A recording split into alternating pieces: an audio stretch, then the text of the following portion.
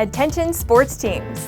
Let us introduce you to the best fan engagement tool in the game, .vote. By getting a .vote web address for your team, you can allow fans to engage and interact with big-time decisions. In a single click, not only can fans make their opinions heard, but sports teams get a better understanding of their fans' interests. Keep your fans engaged. Simply visit GoDaddy.com today, type in the desired name of your web address, and let the voting begin.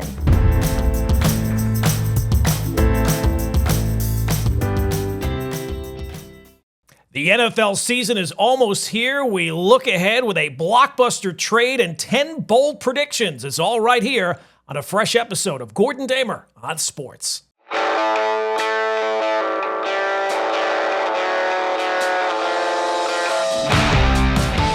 Hey, welcome in. It is a fresh episode of Gordon Damer on Sports. This edition, all about the 2025 season. It is that time. Kickoff under a week away and time to focus on the football. We got a blockbuster trade yesterday with the Cowboys, with Micah Parsons, now a member of Green Bay. So lots to get into, lots to discuss. But before we do any of that, I remind you every episode to please hit that subscribe button on whatever platform you are listening or watching the podcast on. All right, let's get into it. So on this episode, I will have my 10 bold predictions for the NFL year. But not even my bold predictions could have predicted what the Cowboys did yesterday with the trade of Micah Parsons to the Green Bay Packers. And when I say the Cowboys, what I really mean is Jerry Jones. Jerry Jones traded Micah Parsons to the Green Bay Packers, who give him that new contract. He's now reset the market for pass rushers. And when we talk about wins and losses, Jerry is a big winner in this because everyone is once again talking about Jerry Jones. They're talking about what a fool he is, but we're talking about him, and that is all that he cares about. And I also think this puts, remember the last episode we were talking about the Cowboys documentary, and people, it feels like people in sports media were starting to revise history. Well, you know, Jerry does deserve some credit for the Cowboys run and hiring Jimmy Johnson. Stop it. For once and for all, those championships were the result of Jimmy Johnson. His knowledge, his coaching, his experience. Even the year he wasn't there, it was his team that he put together. We now have 30 years of evidence of Jerry Jones as a GM, and he is a disaster. And this one almost reminds me of that scene in Breaking Bad when Mike is yelling at Walter right before Mike is leaving. You know, we had a good thing, you dummy. We had Fring, we had a lab, we had everything we needed, and it all ran like clockwork. But you had to blow it up with your pride and your ego. That is Jerry Jones. His pride and his ego is a bigger factor in what runs the Cowboys than what's best for the Cowboys. And again, when I say Cowboys, I mean Jerry Jones. He botched this trade about as badly as it could be botched. I've seen some people saying, well, the contract the Packers gave Parsons is going to be a problem. The salary cap is a figment of your imagination. Good teams know how to work around that. And Jerry Jones dragged his feet and at the end of the day, traded his best defensive player, Micah Parsons, to a conference rival. So before you even talk about what Dallas got back, why in the world would you trade him to a team that you, at least in theory, are going to be competing against? What's the upside there? You know, it's one thing if the offer was 2 1s and 2 2s and a couple of 3s, or it was this unbelievable package that nobody else could have topped. You're telling me no one else could have topped 2 number 1s and a player from Micah Parsons? This is an absolute fiasco. Those first-round picks, as everybody's been saying, for the Cowboys, what are they going to be, in the 20s? And remember all the talk about Jerry saying, well, technically we control Micah for the next 3 years. Yeah, so much for that. He's gone, and the winners in this, outside of Jerry and his ego, are crystal clear. The Packers, who, as we'll get into the 10 bold predictions, I am already high on the Packers even before this trade. They now get a 26-year-old pass rusher in his prime. The one area of their defense that really was glaring. Parsons was made for Green Bay, and he's a big winner in this as well. I said he resets the market, $47 million a year. That doesn't reset the market. That obliterates the market for pass rushers. So the way he handled this in the end turned out to be the exact right way. He goes to a more well-run organization and he gets his money. So let's talk about numbers for a second, because with Parsons, they're ridiculous. He is the first player in NFL history since sacks became an individual stat in 1982 to have 12-plus sacks in each of his first four seasons. Reggie White did it, but he was playing in the USFL, his first league. That was his first league. So since being drafted 12th in 2021, Parsons has 330 quarterback pressures, which is tied for the most in the league with Max Crosby. And he gets after the quarterback. He's the best in the NFL in quarterback pressure rate, 20.3. So that's elite. That is Reggie White territory. So now you've got the Packers looking great. Dallas's new defensive coordinator, Matt Eberflus, boy, he's going to have his hands full trying to build a defense around a 30-year-old Kenny Clark, while Parsons is off terrorizing quarterbacks in Green Bay. I mean, the Cowboys now have draft picks in 2026 and 2027. But again, let's be honest. Where do you think that those picks are going to be? At best, they're going to be in the 20s, if not later than that, late 20s, if anything. So Green Bay in 23 and 24, they were playoff teams even then. And those 2 years, they had the youngest rosters to reach the postseason in the last 45 years. So they were already built to win, and now they're built to win big. And Parsons just kind of became their defensive cornerstone. So great move for them. And meanwhile, for the Cowboys, and when I say the Cowboys, I mean Jerry Jones, this is all that he cares about. People are checking in on him again. And check the Netflix documentary for proof, right? Number one thing he cares about, everyone talking about the Cowboys. Number two thing he cares about, making money. Whatever's number three on that list, if it's winning, maybe. But if it's third, it is a distant third. And I don't want to hear anybody who's Cowboy-related ever telling me again, like Tony Romo, oh, Jerry just wants to win. He just wants to win. The Cowboys, I'm honest, I think that they could implode. They have a 32-year-old quarterback who played only 8 games last year. They're going to be a heavily pass-reliant offense. Their offensive line is not what it used to be. The head coach is a complete guess. Does he know what he's doing? Does he not? Who knows? The defense, Parsons made up for all the weaknesses of their defense already. It wasn't a great defense, but he was the one great piece of it. So this was an 8-9 team already, and they just traded away their best player. I would not be surprised if we hear reports of the locker room of just a mutiny taking place. I mean, how could it not be? Jerry Jones just submarined a season. And again, it would be one thing if this were the type of deal where you just couldn't turn it down. It was just so much. No, that was not it. And, you know, it's funny. Jerry Jones is 82. His last chance to maybe see another Super Bowl, which was not great odds to begin with, but whatever slim odds they were, probably just left town. It is a fiasco of a deal that will be felt in Dallas for a very long time. And it would be one thing if this was the one great piece that you had on your team. No, you are a win-now team, paying your quarterback all that money, paying CD Lamb all that money, and you just submarined your season because of your ego, because of your pride, like Mike Ehrmantraut once said. What a disaster in Big D. But at least for Jerry Jones, everybody's talking about him again. All right, let's get into our 10 bold predictions for the 2025 season. And number one is Jordan Love will be the NFL MVP in 2025. And this is not about the Micah Parsons trade. I was feeling this way even before that. But remember, heading into last season, there was a lot of talk about Micah Parsons could be the MVP. He was going to take that next step forward after the playoff run. And then what happens last season?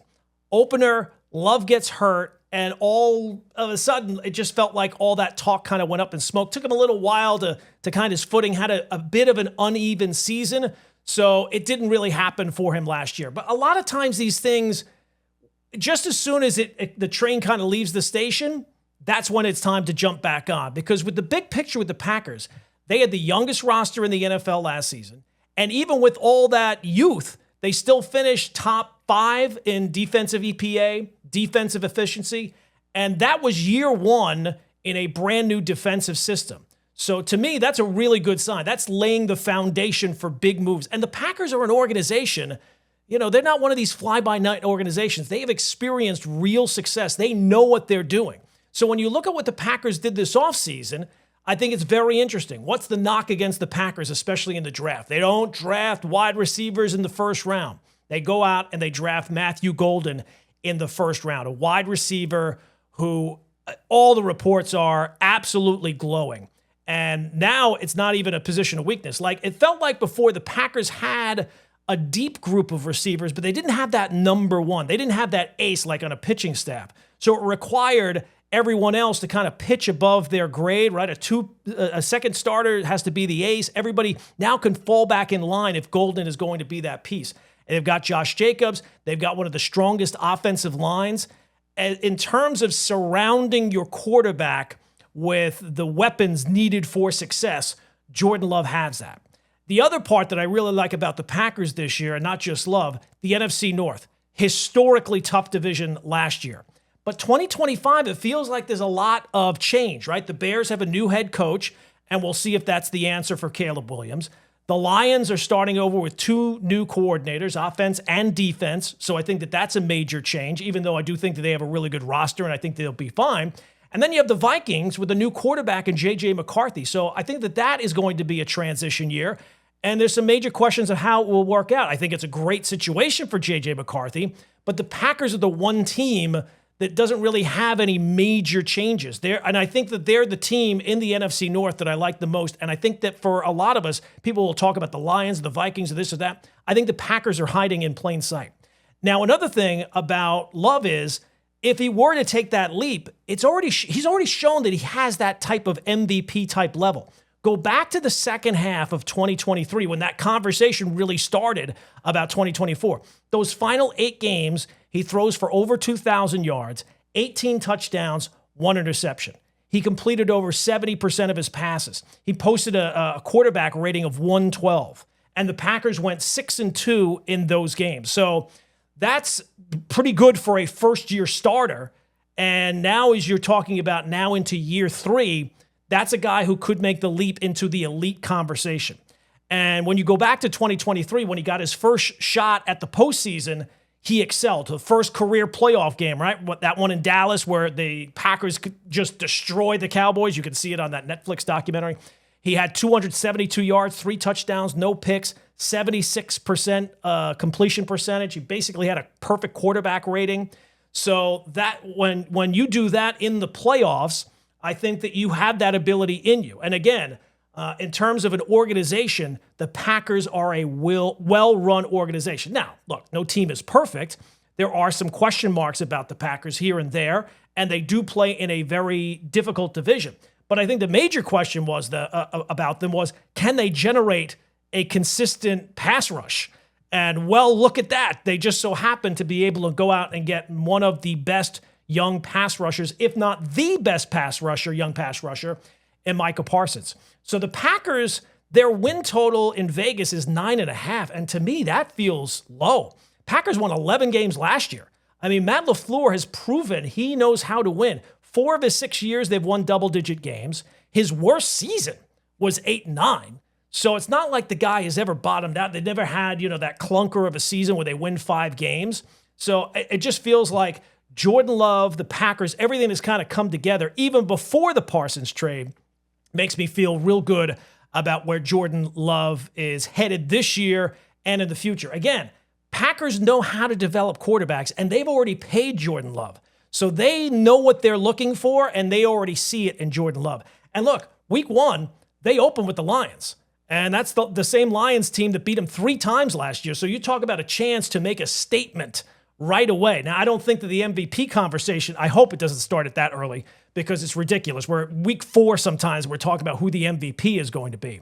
But just don't be shocked when we get deep into the season where Jordan Love is in that conversation because he has proven in short sample size that he can play like an MVP. What we just need to see is that consistency over the entire year. And I think the Packers have the coaching. I think they have the roster. And I think that they're going to be an ascending team in a division full of change. And it would not be shocked. I would not be shocked if we get to week 12, week 13, and that conversation really heats up about who the MVP is, that Jordan Love is not number one on a lot of people's choices. All right, bold prediction number 2. Shane Steichen of the Indianapolis Colts will be the first coach fired in the NFL this year. Everybody's been talking and trying to predict who's going to be that first coach that gets the axe this year. You hear Brian Dable of the Giants come up. You hear my guy, Mike McDaniel, down in Miami. To me, I think this one's pretty clear. And I think where you have to start is, what coach are you really confident is going to get fired? And then could they possibly be the first one fired? So I think Shane Steichen's that guy. Look at the numbers first. Through 2 seasons, Shane Steichen is 17-17. No playoff appearances. So you can't really rely on any success there. The guy he replaced, Frank Reich, went 40-31 and made the playoffs twice before he was given the axe. So you've got the bar already set there. You have 2 years with no real progress, nothing you can point to and say, well, we had great success here, but not no, 2 mediocre seasons. All right, so that's a knock against them. Second thing, the quarterback. They took the big gamble on Anthony Richardson, and the early returns are not good. He's now on the bench, right? He's been benched in favor of Daniel Jones. He's had injuries. He's had inconsistency. And the questions are real. Like, can he be developed into a franchise quarterback? So far, no. And that falls on Shane Steichen. So that failure to develop Richardson is absolutely on the head coach that picked him. So that's a big one to not be able to overcome. If you pick a quarterback and that fails, you generally don't get to pick another one, especially not when you've had any success. And then the layer that's really on top of this is what's happening in ownership. Jim Irsay passed away. The ownership changes hands. I'm not sure if it's his daughter or his sister that's now running the team, but whatever. There's a change in the person who's running the show.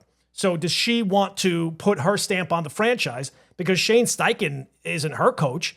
He's an inherited coach and one who doesn't really have any success to point to. And it's pretty clear he's not going to have any success this year. Does it really matter if it's Anthony Richardson or Daniel Jones? Do we see a playoff spot in the Colts' future? I don't. I think they're going to have a really rough season. So I think that that's another thing going against him. And final nail in the coffin, the division's only getting tougher, right? The Texans had a bit of a down year last year. I would figure that they're going to kind of be back and be the class of the division with C.J. Stroud. The Jaguars, if Trevor Lawrence is ever going to be good, this would be the year. And then the Titans were the worst team in the sport last year, but even they made moves where you can kind of see them getting better. I mean, they can't get any worse. So every team in the AFC South looks like it's improving, and every team looks like they have a better quarterback solution than you do. So for Shane Steichen, it feels like it's one of those gravestones that somebody purchased ahead of time and it's sitting there. The person's still alive and their name is etched on it, but the date of death has not been filled out yet. That's Shane Steichen. He is a dead man walking. Now, maybe the Colts will go out and pull off this amazing season, but they've got no clear quarterback. They've got no good options at quarterback. He has no playoff tracker to rely on. He's got a division that's getting better and is passing you by, and new ownership that has no loyalty to you. So I'm calling it right now. First coach fired in 2025 will be Shane Steichen. Bold prediction number 3, the Baltimore Ravens will represent the AFC in the Super Bowl this year. Yes, I'm going with the Ravens. It seems like everyone is kind of picking the Buffalo Bills. They're the trendy pick, right? They're on Hard Knocks. They're America's team now because of the Bills Mafia. And look, it's no fun to go with the Chiefs, so you can't pick them anymore because it's too obvious. So you have to go with either the Bills or the Ravens. And if you went with any of the 3, I really couldn't be that much against it. It feels like on paper, one of those 3 teams is probably going to be the AFC representative. I would say this.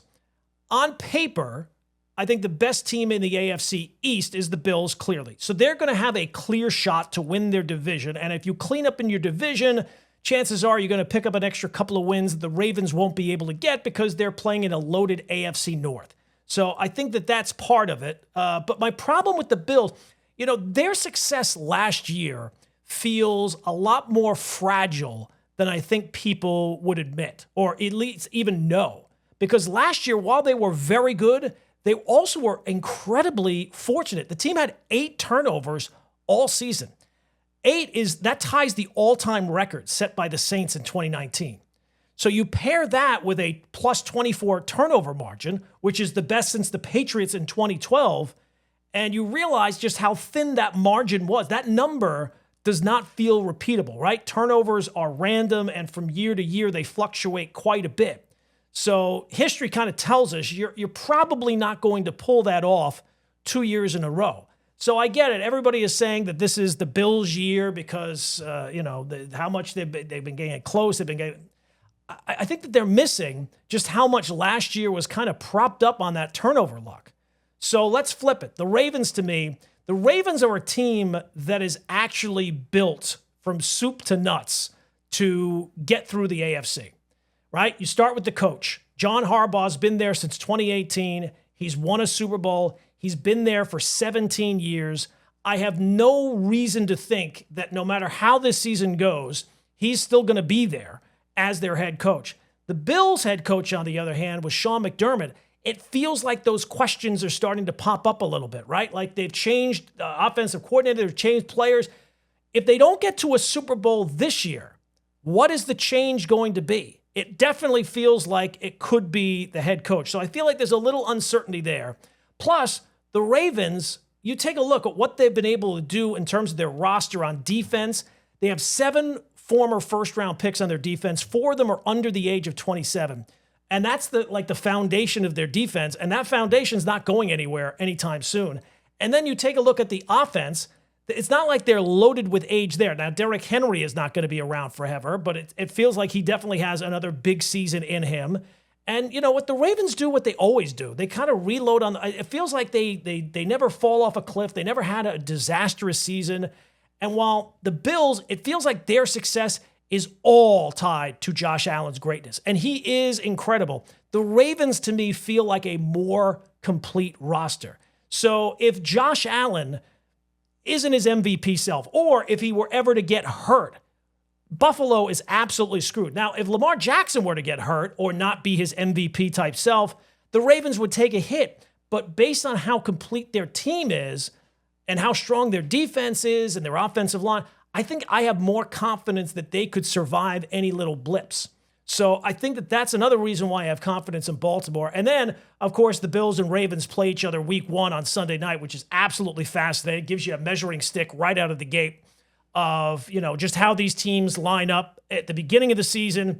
And I'm sure that by the end of the season, they're going to be a threat to Kansas City. So look, If you have the Bills going to the Super Bowl, nobody's going to be shocked if Buffalo finally gets there. But it does feel like it's all Josh Allen or bust.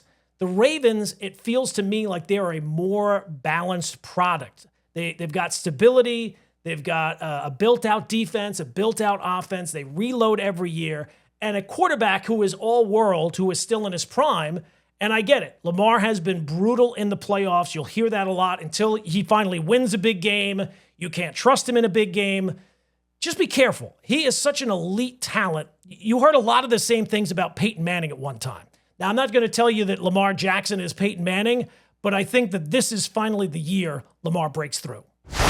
Bold prediction number 4. The Pittsburgh Steelers under Mike Tomlin finally have a losing season. I think 2025 is finally the year that the Pittsburgh Steelers have a losing year. They have not had a losing season since 2003. Think about how young you were in 2003. So that's over 20 years.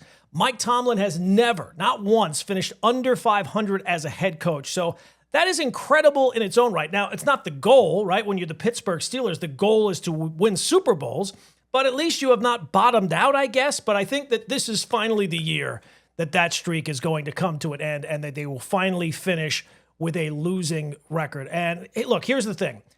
It's not like this is some great prediction, right? Like the last couple of years, they've kind of been teetering on that. Last year, they were 9-8. The year before that, they were 9-8. 2 years before that, they were 10-7. So it's not like I'm not saying that the Chiefs are all of a sudden going to have a losing record. They've been living right on the edge. So they've been hanging in that middle tier, winning just enough games to finish over 500. But I think a few things line up. And look, at some point, it comes for everybody, right? Every organization, it happens to in the NFL. And the fact that it's not happened to you in all these years, you're primed to do it. And I think this year's roster, I don't think is great. I think their schedule is a tough one. And there's no aspect of the team that I'm looking at and say, that got better from last year. So let's start with the offense. I think they're worse at receiver. I think they're worse at running back. And to think about what we're talking about, this is for an offense that wasn't very good to begin with. This was not a unit that was scaring anybody and is going to put up 30 points a week. So I think the talent overall is thinner. So that's a minus. Then there's coaching. I'm not a big fan of Arthur Smith. That is not a scheme I don't think that is going to elevate anyone. I think it's pretty predictable at this point. It feels pretty stale. It feels very Steelers, right? The Steelers kind of feel a little stale at this point. And then pairing that with an aging quarterback, to me, is just a recipe for disaster. Now, look, Aaron Rodgers, there's been so much talk about and it is very odd to me that the Steelers bent over backwards to get Aaron Rodgers. And could I brought this up with Canty when we talked to him, could I see Rodgers, having a bounce back season, first year away from the Jets to show that he's not as bad as he was with the Jets? That would not shock me. But in the Super Bowl era, only one quarterback has ever started more than 10 games in his 40s. One. And that's Tom Brady. So I think health is a major question mark. And that's the most important question mark. So if the Steelers can't keep Aaron Rodgers healthy, the next options are Mason Rudolph and Skylar Thompson. They had Mason Rudolph, thought he stunk, got rid of him, and then they brought him back. So I don't think that that's going to challenge for anything in the AFC and in the AFC North. And even if Rodgers does stay healthy, I'm saying, it's possible he has a bit of a bounce back, but I mean, how much better is he going to? I mean, he's 41 years old. Like, what are you really expecting? I mean, it's very odd that the Steelers, again, an organization that is so proud and has so much history, bent over backwards to bring in Aaron Rodgers. And you just take a look at their schedule. I think it's brutal. I think their division is just an absolute meat grinder with the Ravens and the Bengals and even the Browns. I mean, we make fun of the Browns and their quarterback thing is a complete disaster and they couldn't find their ass from their elbow to win games. But that 6-game, the Browns defense is really good. So that 6-game, I don't know if the Steelers really would be favored by more than a field goal in any of those games. So I think you're staring down a really tough schedule in a really tough division.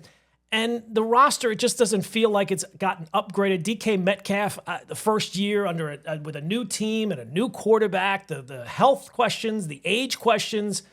And again, they've been kind of skating by here for the last couple of years, 9-8 the last 2 years. So this feels like finally the year that they bottom out. And look, Mike Tomlin's streak has been incredible in some ways. Again, it's not the goal.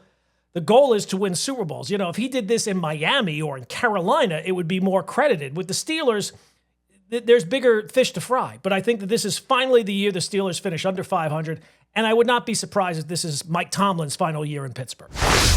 All right, bold prediction number 5. I think the Atlanta Falcons offense is going to put up huge numbers this season. So let's talk about the Falcons a little bit because I think that they are a team that is going to open a lot of eyes this year and be one of the more fun team to watch in the entire NFL. Prominently featured on the Red Zone channel. And I think a lot comes down to their new full-time quarterback, Michael Penix Jr. Falcons made a lot of people look around when they took Penix in the draft 2 years ago. I think this offense is set up to put up video game numbers with Penix at the controls. And I think Atlanta's offense can take such a major step forward because I think that they could border on being a playoff team. I'm not going to make that my bold prediction, but I do think that their offense is going to be sensational. So let's start with Penix himself because what was he, the 8th pick in the draft 2 years ago? And this guy is the complete opposite of what they had. Remember when Kirk Cousins was healthy last year? The Falcons offense, he was one of the least aggressive quarterbacks in the league. He used play action 14% of the time on his dropbacks. That was a league low. And he threw deep at a bottom 5 rate. So everything the Falcons were doing, limited, short, safe, but predictable.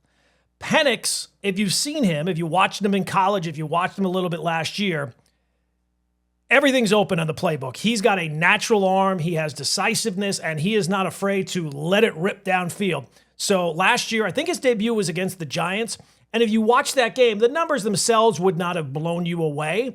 But for a guy who there were some questions about coming out of college, especially when he was taken by the Falcons, when they already had Kirk Cousins, you take a look at what he was able to do even in that first start. He's getting the ball out on time. He was making the right decisions. So I think that this is the year he can make the leap, and the Falcons offense can as well. Because now they have a pretty wide open, they have a ton of weapons at his disposal. You talk about when quarterbacks get a chance to take over, do they have weapons? Is there a way for them to be successful?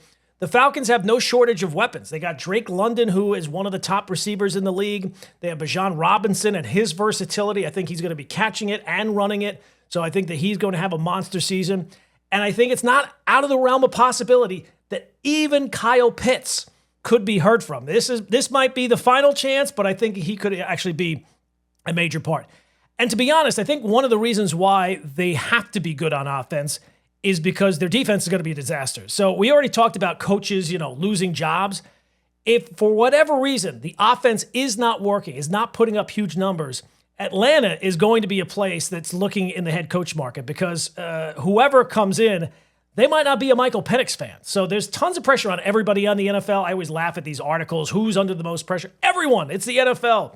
But the defense in Atlanta has the real potential to be like a bottom 5 type defense. There's not a lot of top tier talent on either the defensive line or at linebacker. I think that they're going to have trouble stopping anybody. And the Falcons, I think, are going to be in a lot of shootouts, but they're well designed to win a lot of shootouts. So I don't want to say that I think that they're a playoff team, but I think that if you get in enough shootouts, it's not out of the realm of possibility. Atlanta has a chance to be top 5 in offense, top 5 in yards and in points. And look, if there's a way that you're going to be able to mask a bad defense, that's how you do it, right? You force your opponents to kind of score early and keep up with you and get out of their comfort zone. And who knows? Maybe I think that they'll definitely be exciting. That's for sure. And I think there's going to be a lot of back and forth. And another angle about Penix that I think is interesting, he's an older quarterback. Drafting older quarterbacks, is that something we're going to see more of? Because since 2004, 67 quarterbacks were drafted into the first round. 22 of that 67 were 23 and older. But in the last few years, we've gotten a few examples of older guys having success. Bo Nix is a little older. Jaden Daniels is a little older. Cam Ward this year. Penix is another one of those guys. So this could be, changing how the league looks at these guys. So often in the draft, it's all about upside. And that usually leads to young guys. We've seen some of those guys flame out. Anthony Richardson, Trey Lance. So Penix, he looks like he can play. Now, he's got an injury history, so that's a little bit scary, but he definitely has an arm. And if they can keep him upright, he can do things that Kirk Cousins could not do last year. And when you combine that with the weapons that he has at his disposal, again, I think the Falcons are going to be a fun team week in and week out, and a team that the Red Zone channel is going to be featuring heavily this year. The Falcons will be putting up video game numbers in 2025. All right, bold prediction number 6. The Tennessee Titans are going to surprise people and win more than 5.5 games. All right, so the Titans over-under this year, 5.5. And before we go to this season and why I think they could be better, let's go back to last season. Last season, the Titans, obviously, they were the worst team. They had the number 1 pick in the draft. But they had the worst quarterback play that you could ever have. We talk about sacks being drive killers. About 25% of drives that include a sack include a touchdown. So 75% of the time, if you get a sack on that drive, you're not scoring a touchdown. The Titans posted a sack rate of about 10%. So that's one of the worst in the league. And they had 34 turnovers.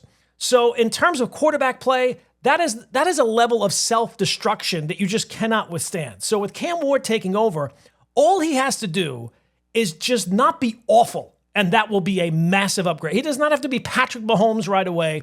He just has to avoid the self-inflicted wounds on a week-in, week-out basis, and that will be good enough. And I think that he should be pretty good. I mean, he's got natural playmaking ability. He was the number 1 pick in the draft.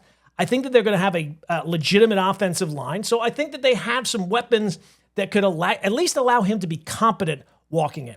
And speaking of that offensive line, that is a major plus for Tennessee, or at least it should be. They got Bill Callahan, who's the offensive line guru on the staff. His son is the head coach. So you would think that that is a recipe for competency. I'm not looking for spectacular. I'm looking for middle of the road. And let's be honest, if for whatever reason it's not competent, if they win another 5 games, very good chance there's going to be a coaching change in Tennessee. All right, also, let's talk about how bad the team was in another couple of aspects last year. 2-15 against the spread. I don't have a betting record book in front of me, but that has to be that screams it can't possibly be this bad again, right? So that's one thing going in their favor. And then special teams, they were brutal in that last year as well. Cannot be worse.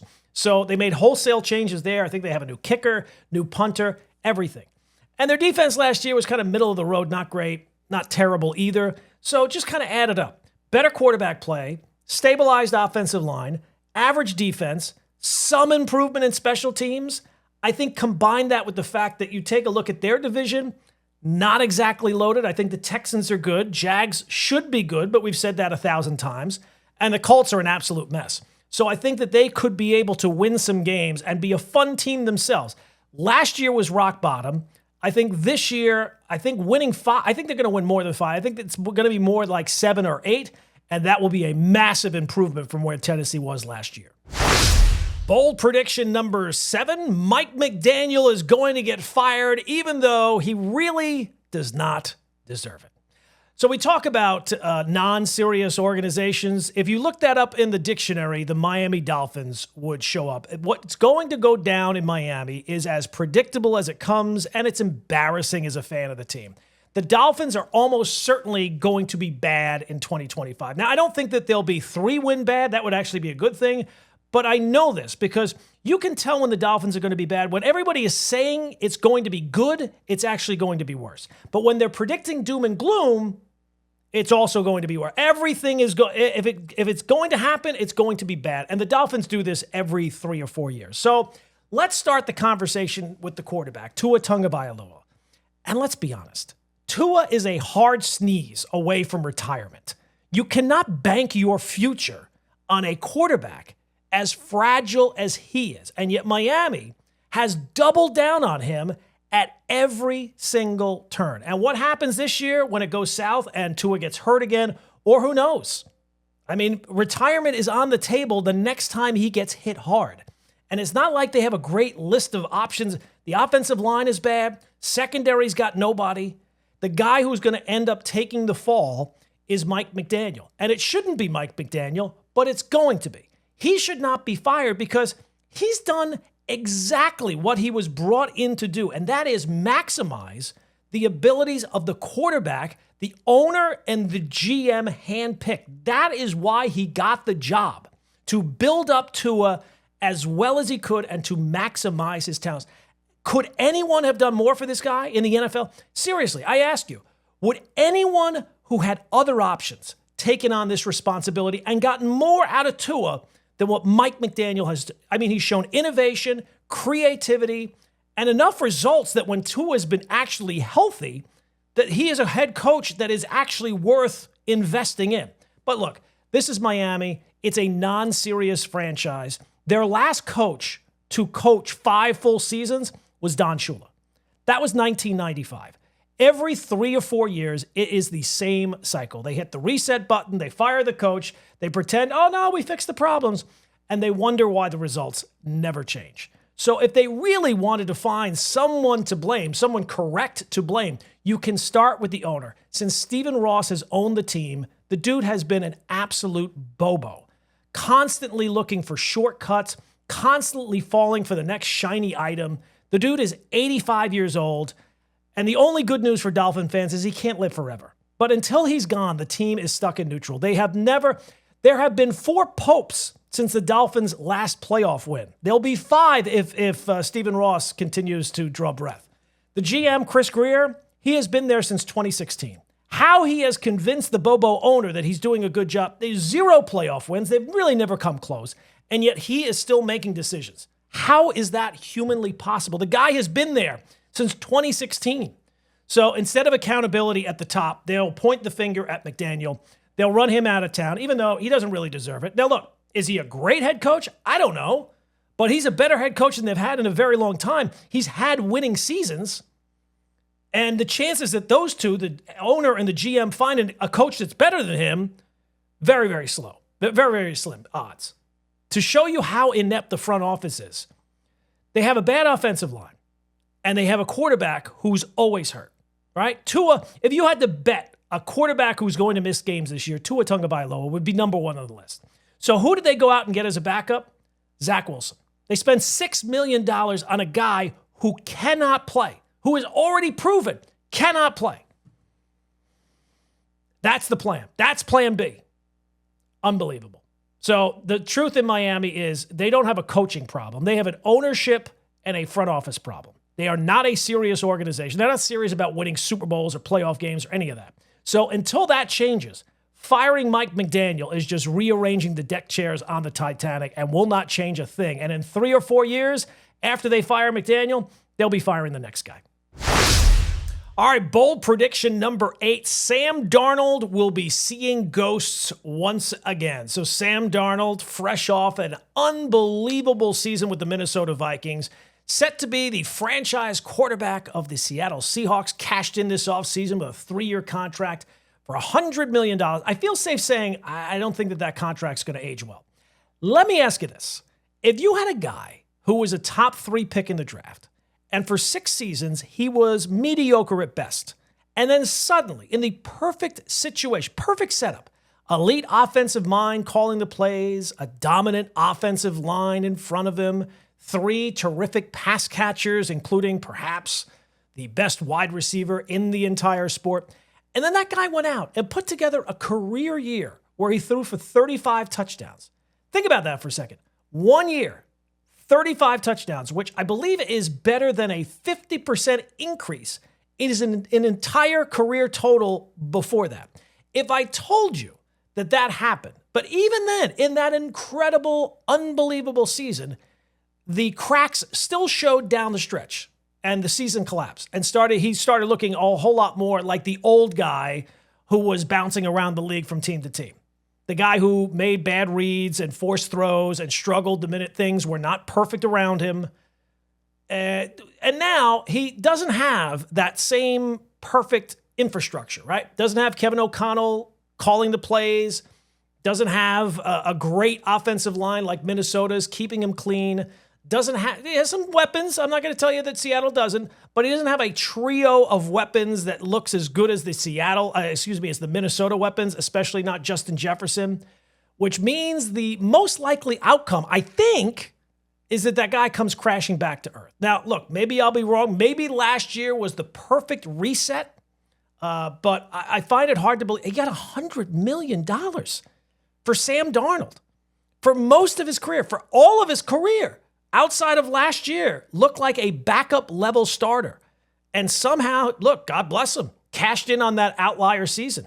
And he was one of 6 quarterbacks in the league to get over 29 touchdowns last year. Outside of the absolute elite guys, that does not happen year in and year out. And Darnold obviously stumbled into that group for the first time ever. So where I feel like he should have re-signed in Minnesota no matter what. That was the perfect situation. And then battle it out with J.J. McCarthy. But look, I guess you have to cash in when you get the chance to cash in. And for Seattle, I just don't get the feeling that this money is going to be well spent. It's hard to criticize somebody. $100 million. The things I would do for $100 million, I would certainly play for the Seattle Seahawks. But still, from a football perspective, it feels like he is setting himself up for failure here. I just brace yourselves, Seattle fans. I don't think the Sam Darnold you saw last year is the same one that you're going to see this year. I think you're going to get the one who is seeing ghosts once again. Bold prediction number 9. For all the talk about the Cleveland Browns quarterbacks, they will be drafting a new one next year in the first round of the NFL draft. Oh, the Browns, the Cleveland Browns, Joe Flacco, Dylan Gabriel, Shedeur Sanders. What an absolute mess. It was fun to talk about during the preseason, but let's be honest, this year, they're going to be a disaster. Anytime a team is talking about the possibility of all three quarterbacks playing in the course of the season, that's never a recipe for success. Now, look, if Joe Flacco could last the entire season, I guess that would mitigate the damage some. But even then, what are you talking about, 6-11? I mean, Joe Flacco has seen better days. And they're a mess of an organization. And I'm more confident in a total clean sweep. New GM, new quarterback, new head coach. Because next year, Browns have 2 first-round picks. That's why it never made sense for them to be looking to draft a quarterback last year after they made the trade down so that the Jags could get Travis Hunter. So you're going to have 2 number 1 picks next year in a 2026 draft that is expected to be much more deep in terms of available quarterbacks. So this entire thing feels like a mess from the start, and it feels like it's just going to get murkier as the season goes along and gets ugly. And look, in terms of their schedule, based on team over-unders, Cleveland has the second hardest schedule in the league. So that's not a great environment for anybody, but it's certainly not good when you have 2 rookie quarterbacks, one of which, in Shador, I don't think can play at all. I mean, the fact that he struggled that badly in the preseason against 3rd and 4th stringers, and the first 4 weeks, how's this for a schedule? Browns will go up against, in the first 4 weeks, Bengals, Ravens, Packers, Lions. How many wins do you think they're getting out of that? I think there's a good chance they start 0-4. And as soon as that happens, the death watch will start in Cleveland. And it's tough to feel too bad for Kevin Stefanski or Andrew Berry when they couldn't make it work with Baker Mayfield. But good news for Cleveland, you'll be getting another quarterback. You just have to wait an entire full season. All right, finally, our 10th bold prediction, the most disappointing team in the NFL, based on expectations, will be the Washington Commanders. They have an over-under number of 9.5, so we're talking 10 wins or more. So look, Commanders last year were incredible. They were the story of last season, and that was not just like a minor step forward. That was a giant leap. Jaden Daniels was incredible. They had fantastic win after fantastic win. And in the moment, you get caught up in it. But it feels like with some time and perspective to kind of look back on how it went, it doesn't feel like a lot of those things are repeatable. Like the Commanders were the 5th healthiest team despite being the 7th oldest roster. Do you think that that's going to happen again? They went 8-2 in 1-score games. Tough to do that 2 years in a row. So they squeaked out wins. And when you take a look at the wins, the quality of those victories, it's a little bit more telling. They had 1 win that came against a playoff team, and that was the Eagles when Jalen Hurts went down with a concussion. Cowboys, they played the Cowboys twice. Both games, Dak Prescott was out. So they had a very fortunate schedule. And look, you take advantage of what you take advantage of. But they were also, on 4th down last year, they were not just good. They were historically epic. They went 20 of 23 on 4th downs. They converted 87% of the time. That's 14% better than any team in the league. No team has gone for it on 4th down more than 10 times and converted more than Washington did in 2024. And they scored 115 points on those drives after converting at least 1 4th down over that time frame. So, look, it feels like a lot of those things, they took advantage of them last year, and they went right for them last year. But this season, I think that luck runs out. They are an older team, and they've not done well in the draft, and they added a lot of old pieces. Deebo Samuel, Laramie Tunsil. So it's still an older roster, and I think it's prone to some regression injury-wise, and I think that they face some challenges that are not going to be covered up by an unprecedented run on 4th down. So last year's Commanders, they look like a team of destiny. They look like they're set up. And who knows, maybe Jaden Daniels will take that next step forward and they will go along for the ride. But it feels like, based on history, 1 year, a lot of things go right. You're primed for that great run. I don't think they're going to come crashing back down to earth, but 10 wins? 10 wins feels a little high, so I would not be surprised if the biggest disappointment this year will be the Washington Commanders. Remember college? Well, now, college is over, and here comes your student loan debt. Is your private student loan debt keeping you up at night? You really need to talk to YRefi. YRefi refinances distressed or defaulted private student loans that others won't touch. They can save you thousands of dollars and get you a custom payment that you can afford. And they don't care what your credit score is. Don't let private student loan debt ruin your life. Call YRefi today. All right, that's going to do it for another episode of Gordon Damer on Sports. If you've not already, please hit that subscribe button, like the episode, rate the episode, share it with a friend. It really does help out the podcast. And we'll see you next week right here on Gordon Damer on Sports.